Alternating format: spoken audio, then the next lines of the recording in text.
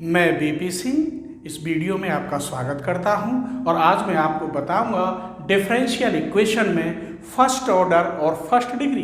First order और first degree के topic में भी छोटे छोटे 8 टॉपिक होते हैं और मैं कोशिश करूंगा कि 8 टॉपिकों को 4 या 5 लेक्चर में कंप्लीट कर लूं। ठीक है, तो पहले मैं आपको बताऊंगा कि फर्स्ट ऑर्डर फर्स्ट डिग्री क्या होती है या ऑर्डर कितने होते हैं, डिग्री कितनी होती है किसी भी डिफरेंशियल इक्वेशन में। इसमें वैसे छोटे छोटे टॉपिक कौन से हैं? डिफरेंशियल इक्वेशन में पहला टॉपिक है वेरिएबल आर सेपरेबल, अर्थात वेरिएबल को मैं अलग अलग सेपरेट करूं और उसके बाद उसका दोनों ओर integration.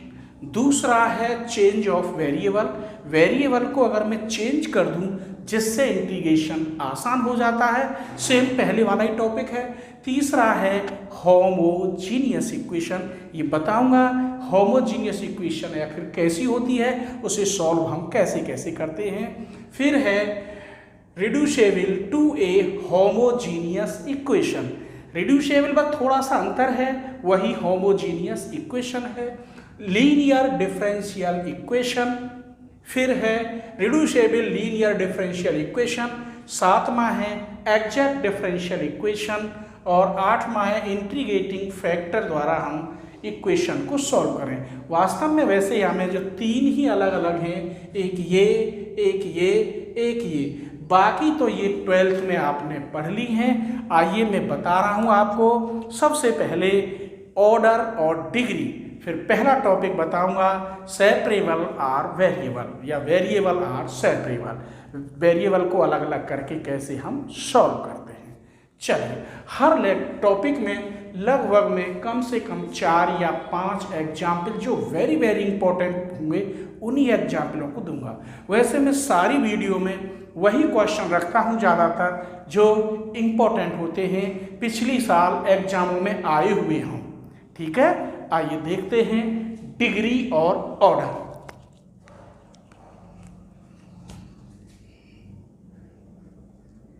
D square Y upon D x square plus 5 D Y upon D X plus 6 Y equal to 0।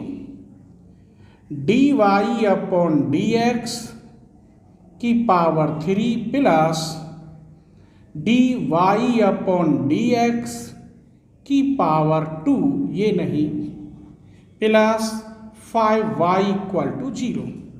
D 4y upon D X 4 की power 3 plus D cube Y upon D X cube की power 4 plus D square Y upon D x square plus D Y upon D x equal to 0।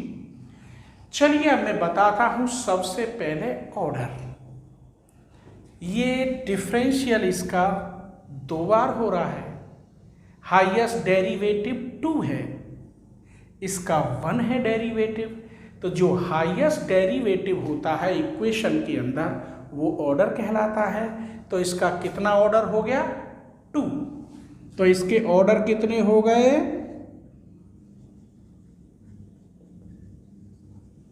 2। अब जो highest order होता है उसकी whole power degree कहलाती है। क्या कहलाती है? डिग्री। तो इसकी होल पावर 1 है, तो यहां जो डिग्री हुई कितनी हुई? 1 हुई।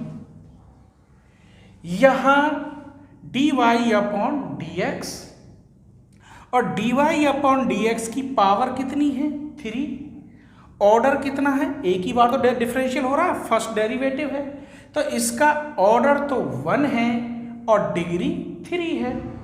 इधर इसका हाईएस्ट डेरिवेटिव देखेंगे तो 4 है, तो ऑर्डर कितना है? 4। जो हाईएस्ट डेरिवेटिव होता है उसी की पावर देखते हैं, तो इसकी पावर कितनी है? 3।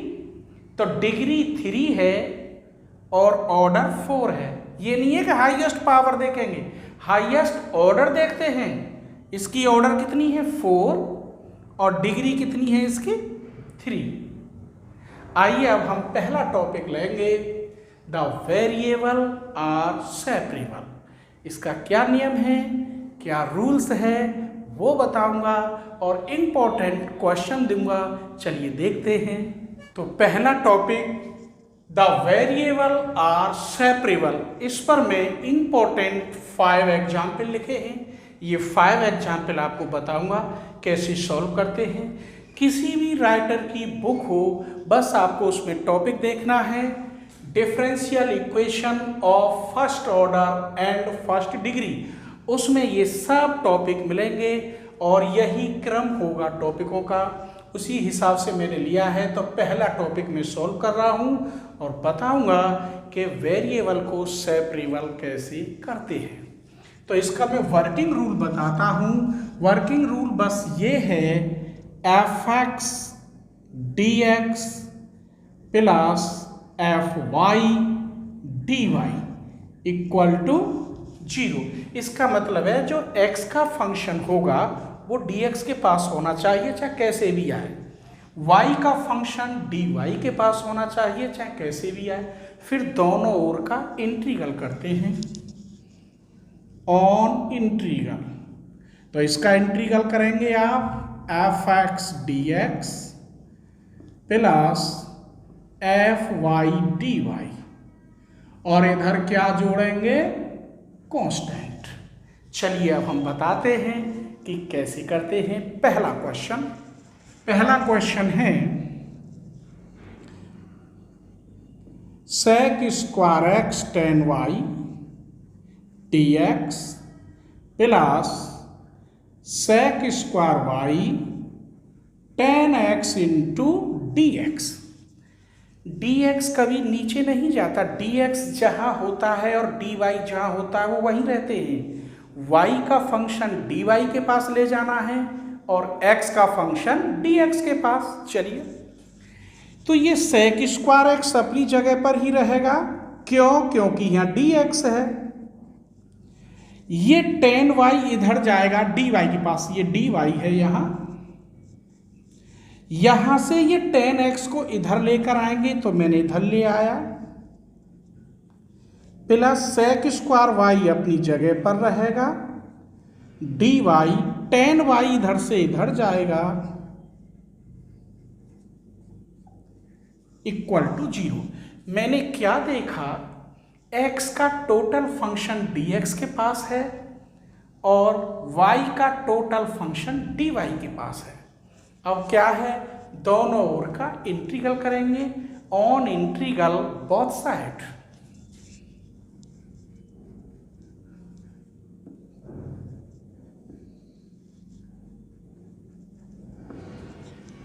तो sec square x upon tan x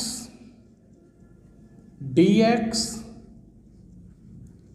sec square y upon tan y dy equal to 0, दोनों ओर का इंटीग्रल। tan x इक्वल अगर मैं t मानूं तो sec square x dx equal dt। तो यहां लिखेंगे let tan x equal t sec square x dx equal dt।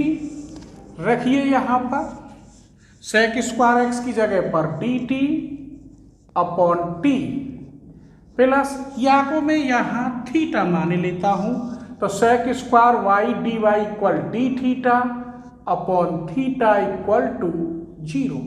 Integral करो log t plus log theta equal to log c, log t into theta equal to log c, t into theta equal to c। Anti log लेने पर log हट जाते हैं। t की value क्या माना था आपने, tan x, थीटा की जगह पर tan y equal to c। यही आंसर है। चलिए दोबारा करते हैं क्वेश्चन नंबर 2। क्वेश्चन 2 है dy upon dx equals to 1 plus y square upon 1 plus x square. बताया था सेपरेट करना है, y का फंक्शन dy के पास और x का फंक्शन dx के पास। दोनों ओर का इंटीग्रल करना है, RHS में कांस्टेंट जोड़ना है, बस इतनी सी बात है।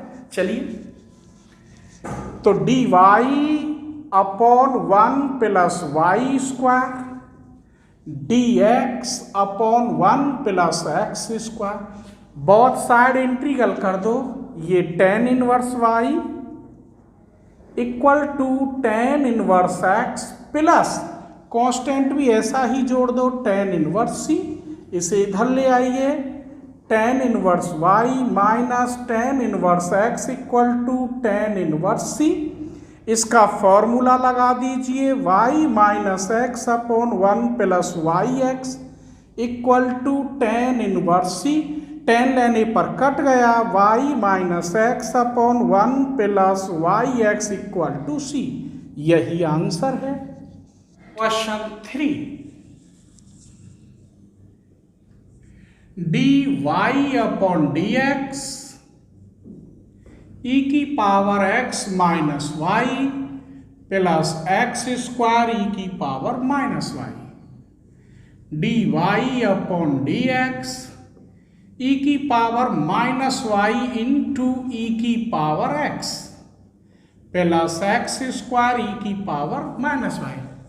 मल्टीप्लाई में पावर ऐड होती है, इसलिए मैंने ये अलग तोड़ लिया।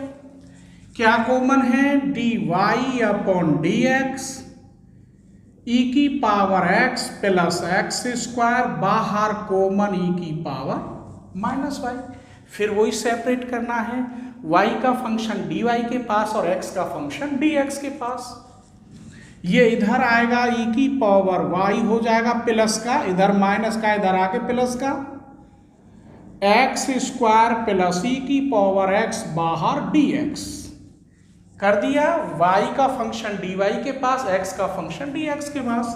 ऑन इंटीग्रल बोथ साइड, इसका इंटीग्रल e की पावर y, इसका X cube upon 3 plus e की power x plus c। Next question देखिए, question 4, dy upon dx equal to, इसे मैं ऐसे भी लिख सकता हूं, e की पावर ax इंटू e की पावर by। इसको ऐसे भी लिख सकते हैं, मल्टीप्लाई में पावर ऐड होती है। ये इधर आएगा, e की पावर माइनस by dy, ये इधर जाएगा, e की पावर ax dx।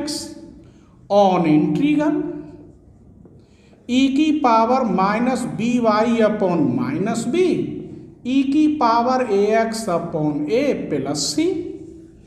इसे इसके पास ले जाओ, minus by upon b plus e की power ax upon a plus c equal to 0। एक और क्वेश्चन देखिए, क्वेश्चन नंबर 5। इसमें से x कॉमन दिख रहा है मुझे, y स्क्वायर प्लस 1 dx, इसमें से y दिख रहा है common, x square plus 1 dy। ये एक्स स्क्वायर प्लस 1 इधर आएगा और वाई स्क्वायर प्लस 1 इधर जाएगा, क्योंकि y dy के पास y का फंक्शन और x का फंक्शन dx के पास। तो x dx upon x square plus 1, y upon y square plus 1 dy equals to 0। इसको t मानूं तो इसका डिफरेंशियल 2x हो रहा है, दोनों 2 की मल्टीप्लाई करो, 2x upon x square plus 1 dx, 2y upon y square plus 1 dy equal to 0। On integral मान लीजिए let x square plus 1 equal to t, इसका डिफरेंशियल x का dx इक्वल टू dt। ये बन गया dt upon t।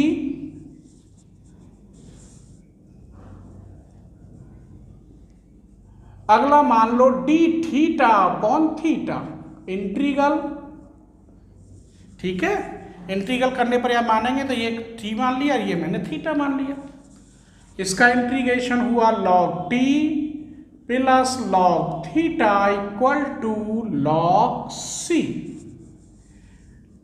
log T into theta equal to log C plus को multiply में, तो t into theta equal to C. T की value कितनी है यहां पर? X square plus 1 Y square plus 1 equal to C. तो मैंने आज इस लेक्चर में केवल वेरिएबल और सेपरेबल वाला जो पहला टॉपिक है या पहली एक्सरसाइज है first order and first degree में, वो बताई, उस पर एग्जाम्पल बताए। बस क्या करोगे आप क्वेश्चन में, x का फंक्शन dx के पास, y का फंक्शन dy के पास, दोनों ओर का आप इंटीग्रल करेंगे और RHS में कांस्टेंट जोड़ देंगे। इससे अगली एक्सरसाइज नेक्स्ट लेक्चर में आऊँगा, तब तक आप इसे देखिए। थैंक यू, धन्यवाद।